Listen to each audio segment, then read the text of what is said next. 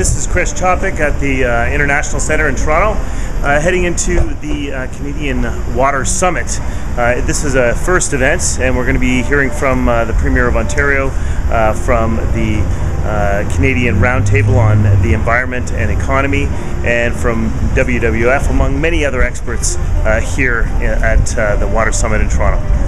Look forward to hearing what they have to say. This morning's session that really got me thinking and resonates strongly with me is that we talk about the post-carbon economy, but there is no such thing as a post-water economy. Can you talk a little bit about that? Sure. I think it's really important to draw what lessons we can from the carbon debate and apply them to water when it comes to footprinting and water risk, and assess investment risk when it comes to water availability and those sorts of things. But water is a much more fundamental aspect of life on Earth than carbon, and it's really important that we understand that.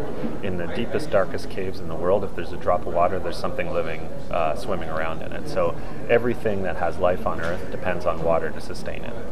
So getting that big picture perspective on the table is really important. So we do not have life on Earth without water, and that's directly what I mean when I say there's no such thing as a post-water economy.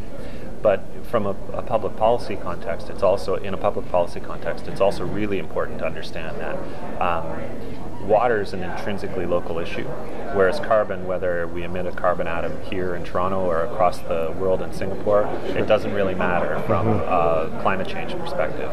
But watershed protection and watershed management is intrinsically local, that you cannot compensate for poor frameworks and poor protection in the Ganges by giving greater protection to the Mackenzie River. That's not the way water works. It's really important that local governments, local actors, commercial interests all come together to manage local watersheds. Excellent. Well, thank you very much for your hard everyday work. I know. Thank you. I really value it and think it's very important. And thanks for your comments here today at the Water Summit here in Toronto, Ontario. And looking forward to seeing the outputs. Where can people find more resources on WWF? I'd be remiss if I didn't say go to WWF.ca for more information on our water program. And what do you want people to take action on when they get there? Well, first and foremost, I want people to be more conscious of the role water plays in their life and what they can do to ensure greater protection for the water that sustains them in all their communities. Thanks, Gerald. Thank you. WWF.ca. Thanks. Thanks. Thanks, man.